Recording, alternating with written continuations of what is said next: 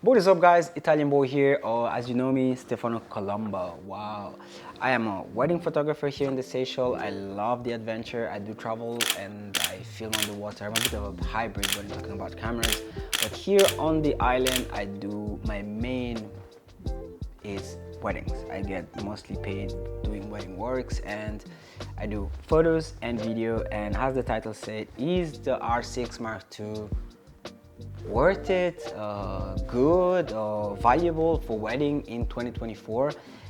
If you don't want to watch the video all the way to the end, it's a fat yes for me.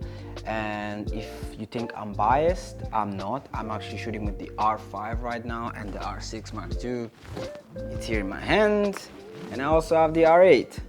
Means I have a bit of a personal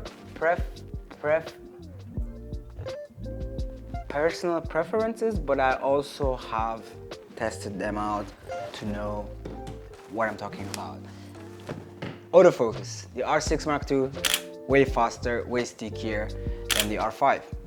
I'm just gonna throw this out of the window. There's no telling me that the R5 focus much faster than the R6 Mark II. It's not possible.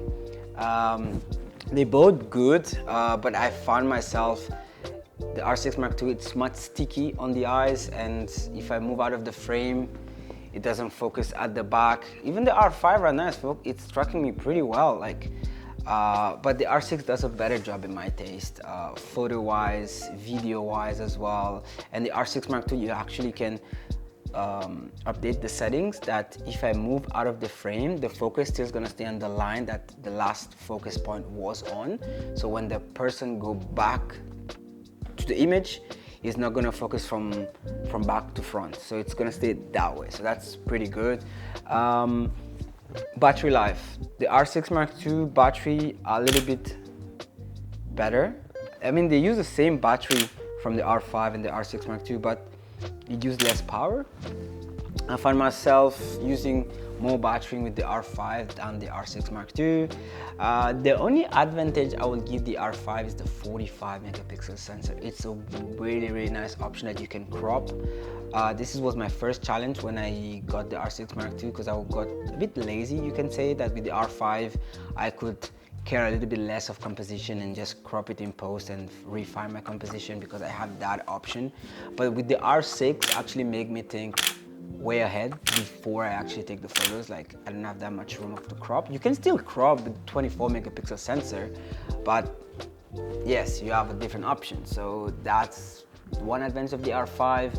And I will tell you, maybe 8K you think. I have never used 8K for a professional or a paid job. I have never had a client that asked me, do you shoot 8K? No, I never have a client that asked me if I shoot 4K. Actually, I think 4K has become the standard industry resolution that you should film on right now. I don't think there's one camera on the market that just produced 1080p like HD. I don't think that's even possible right now with the camera that we have today. So 4K is the standard, but I don't have clients asking me, do you shoot 6K? Do you shoot 8K? So the 8K, yes, it's nice to have, but I think I use it 2% of the time, and I used this camera for 4 years since it got out. So there's that to think about. But in the other hand, the R6 Mark II does shoot 4K 60 and below, obviously, but downsample from 6K. So it means it's much sharper than a regular 4K, to put it in an easier context. So that for me, it's good. You're gonna tell me the R5 also shoot high quality 4K. Yes, until 30 FPS, which it's 8K downsample from 4K. Sorry, it's 4K downsample from 8K, but only at 30 FPS. And in a wedding, unless I'm shooting or recording vows, I'm gonna shoot at 60 FPS. Doesn't matter if there's no high movement, I'm gonna shoot 60 FPS, because then if the client spontaneously decide to do something crazy, I wanna have the option that I can slow down the post. When they're just talking and they have a speech, then of course I will jump to 24 FPS at 4K. Could be R5, I will go HQ. but I really want to do 60 frames per second 80% of the time, because sometimes client doesn't tell you they're gonna be spontaneous and they're gonna run, or they're gonna hold their wife and do something crazy with it, or you see a moment that would be really nice to slow it down, or sometimes you were filming handheld and there is that one moment, it's a little bit shaky, you still stabilize the shot but you still see shit, if only I had some slow-mo frame rate so I could longer the clip and get away with it. Sometimes it does happen, nobody is perfect.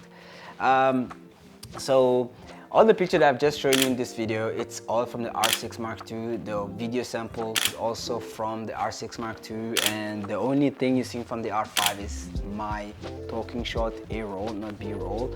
But yeah, so if you're thinking to upgrade to an R6 Mark II this year, I would really think you should do it. They're actually doing discount. I don't know if the R6 Mark III is coming out. I really doubt it because it just came last year.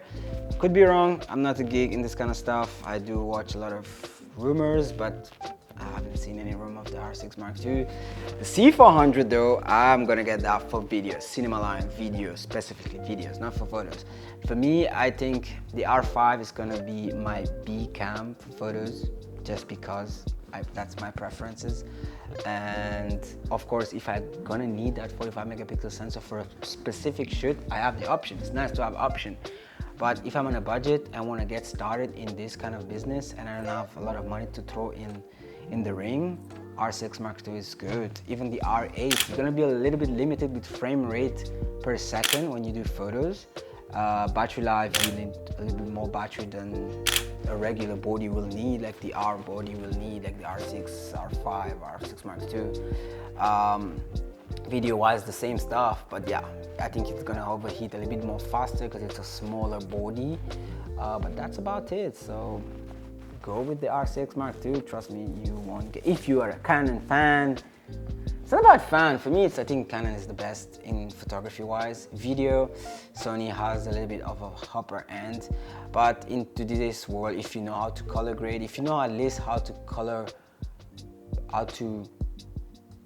use log, the easiest way. If you know how to use a log profile, how to expose properly, I think you could shoot with Nikon, Sony, and Canon. You wouldn't even tell which one, because as soon as you apply your color grade, you bring an image with your own style that they're not gonna recognize the profile of the camera. So that was the video for wedding. If you should get the R6 Mark II for a wedding, my answer is yes, you should go for it. Don't make a leg too. Yeah, I'm babbling.